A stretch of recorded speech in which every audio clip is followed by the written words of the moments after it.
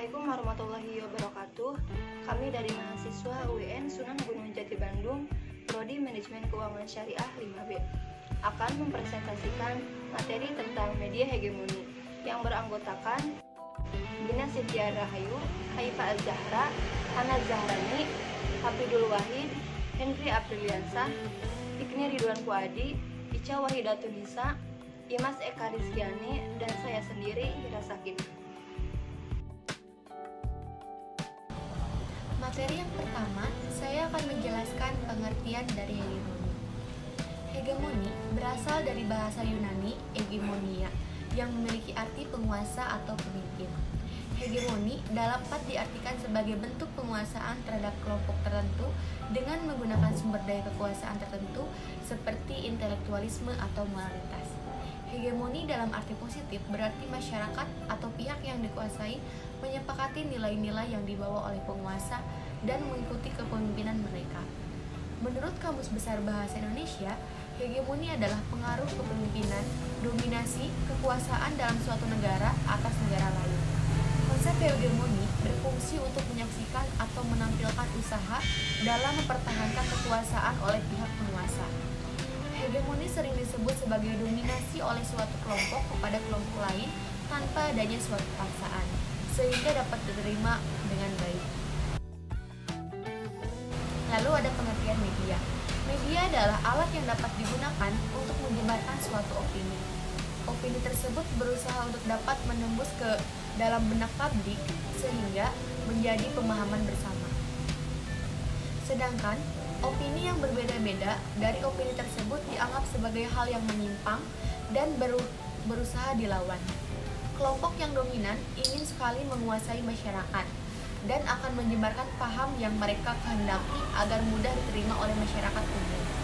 Sedangkan kelompok yang minoritas akan berusaha dirangkul oleh kelompok yang mayoritas atau dominan dengan cara selalu melancarkan opini-opini yang mereka giring agar masuk ke dalam benak kaum minoritas. Tujuannya untuk menarik kaum minoritas sehingga kaum minoritas ini akan terlihat awam akan segala sesuatu.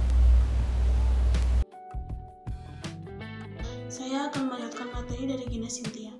Hegemoni media adalah proses yang dirasakan di mana nilai-nilai dan cara berpikir tertentu yang disebarkan melalui media massa menjadi dominan dalam masyarakat. Hal ini terlihat khususnya sebagai memperkuat sistem kapitalis. Hegemoni media telah ditampilkan sebagai mempengaruhi cara reporter di media mereka sendiri, tunduk pada nilai dan norma yang berlaku, memilih berita dan menyampaikannya. Selanjutnya, konsep hegemoni. Konsep hegemoni pertama kali dikemukakan oleh Antonio Gramsci tahun 1971, mengacu kepada kepemimpinan moral, filosofis, dan politik suatu kelompok sosial yang tidak diperoleh dengan paksa, tetapi dengan persetujuan aktif dari kelompok sosial lain yang diperoleh dengan mengambil kendali atas budaya dan ideologi. Selama proses ini, kelompok sosial termuka memberi pengaruhnya dan memperoleh legitimasinya, terutama melalui mekanisme sosial seperti pendidikan, agama, kelompok, dan media massa. Berdasarkan definisi hegemoni media berarti dominasi aspek kehidupan dan pemikiran tertentu dengan penetrasi budaya dominan dan nilai-nilainya ke dalam kehidupan sosial. Dengan kata lain, hegemoni media berperan sebagai pembentuk budaya, nilai, dan ideologi masyarakat yang krusial, menurut Atteide tahun 1984. Assalamualaikum warahmatullahi wabarakatuh. Nama saya Hafidul Wahid. Saya akan menjelaskan tentang hegemoni di media massa. Saat ini di penggunaan hegemoni media massa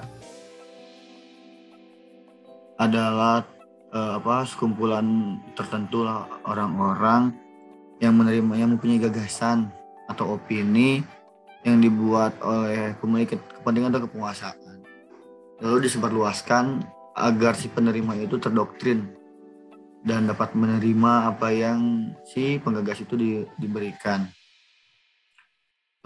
Contohnya kita bisa melihat di iklan. Opini-opini yang diberikan oleh iklan publik maupun produk itu selalu mengunggulkan produknya tersendiri dengan dengan menonjolkan kelebihannya. Itu salah satu hegemoni media massa. Lalu ada contohnya di politik, bisa kita lihat ataupun kita telah dengar banyak sekali tentang partai-partai politik ataupun para aktor politiknya, aktor politik atau politikus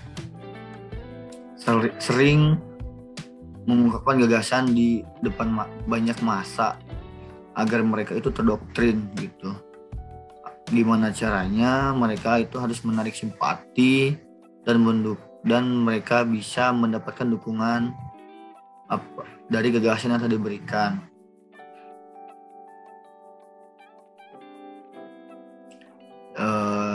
Seperti itu untuk hegemoni media massa.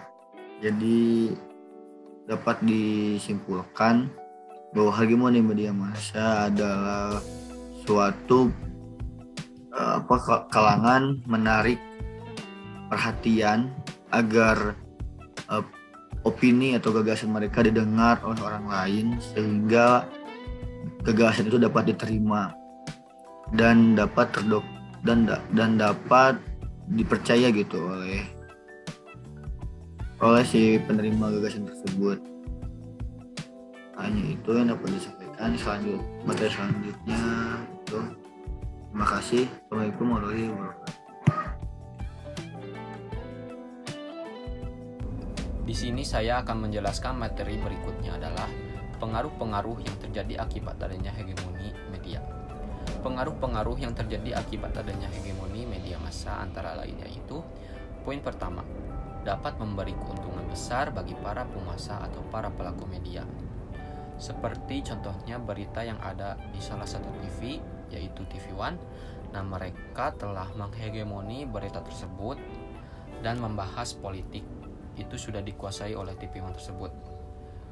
Yang poin kedua, dapat mempengaruhi seluruh khalayak atau masyarakat. Kalau dilihat dari poin yang pertama, hal ini akan memicu masyarakat untuk percaya apa yang disampaikan oleh berita tersebut, atau istilahnya adalah mendoktrin masyarakat bahwa si pembawa berita telah menyampaikan apa yang dihegemoni oleh acara ini. Poin yang ketiga, adanya konglomerasi media massa, dengan kata lain akan ada eksploitasi pers yang menuju supremasi media yang nantinya akan menghilangkan pandangan objektif dan ruang publik. Sama seperti poin pertama, jadi TV One ini akan meraup keuntungan besar dari acara tersebut, dan untuk menegakkan apa yang disampaikan si pembawa berita tersebut agar semua setuju dan masyarakat akan percaya hal itu. Mungkin yang saya ketahui dari materi ini. Mohon maaf apabila yang saya sebutkan ada yang salah atau kurang tepat, tolong koreksi. Di sini saya juga masih belajar materi media hegemoni ini. Materi selanjutnya akan dibacakan oleh Hikmi. Terima kasih.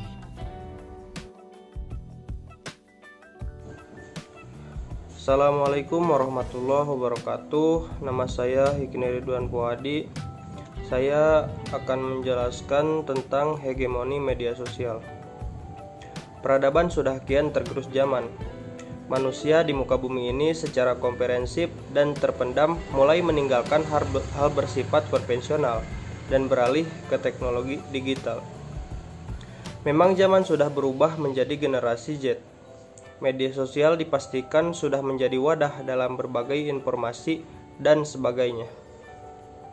Pelakunya pun beragam, bahkan tak mengenal usia dan tak cuma di Nusantara, juga di seluruh belahan dunia. Contohnya saja, Wali Kota Palembang, Harnojoyo, yang menuntut pejabat jajarannya aktif di dunia maya seperti Instagram. Ini bisa dibilang solusi memudahkan komunikasi. Harapannya, pemimpin tak hanya terjebak penerapan nyata saja, juga terbuka di dunia dalam jaringan. Tapi di sisi lain, horornya justru kekuasaan negara menjadi lebih menyusut dan ada kesan berkurang daya kontrolnya. Karena pesan lewat Facebook, Twitter, YouTube, dan internet telah memunculkan reservoir energi politik yang mengemukakan relasi baru antara teknologi dan kehidupan politik.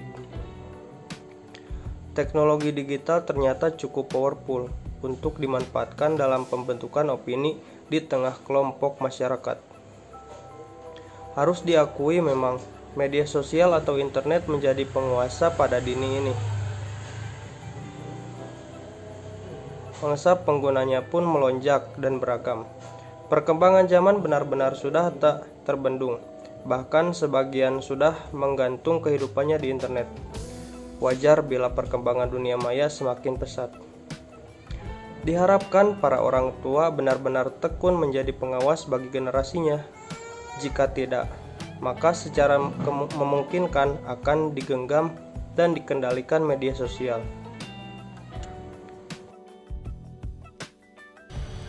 Selanjutnya saya akan menjelaskan tentang hegemoni media terhadap budaya. Globalisasi tidak akan terlepas dari yang namanya kapitalisme. Berbicara mengenai kapitalisme yaitu berbicara tentang hegemoni. Pada era modern saat ini sebenarnya proses hegemoni dari kaum kapitalis telah berjalan dengan sempurna, yaitu melalui pembudayaan, fashion, film, media, dan sebagainya. Di Indonesia sendiri sesungguhnya sudah merasakannya, bahkan sudah menjadi lahan empuk bagi kaum kapitalis untuk menyebarkan ideologinya, karena jika dilihat secara kasat mata bahwa masyarakat Indonesia cenderung mengikuti gaya barat dan dengan sengaja menghilangkan budayanya, serta mudah untuk dipengaruhi oleh media. Media akan senantiasa mempersuasi kita agar mengikuti ideologi kapitalis. Media juga akan senantiasa menjaga kelompok yang berkuasa untuk tetap memegang kontrol atas masyarakat. Sementara mereka yang tidak mempunyai kuasa akan menerima apa saja yang disisakan oleh kelompok yang berkuasa. Assalamualaikum warahmatullahi wabarakatuh. Saya Ica Waida Tunisa, NIM 11992300068, akan melanjutkan materi yang telah teman-teman jelaskan pada sebelumnya.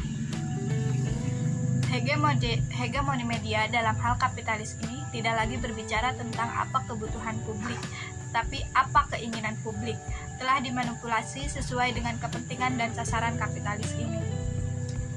Seperti apa yang telah dijelaskan sebelumnya, bahwa hegemoni media selalu mencari keuntungan terkait ekonomi pemiliknya, bukan lagi sebagai penyebar informasi publik. Apabila paradigma ini terjadi secara berkelanjutan, maka kita akan menjadi salah satu penyebab kemerosotan suatu bangsa. Karena di dalam tayangan televisi tidak pernah lagi menayangkan program-program yang mendidik di masa yang akan datang. Perkenalkan, nama saya Imas Eka Rizkiani dengan NIM 1199230069. Di sini saya akan melanjutkan materi dari saudari Ica Waida Tunisa.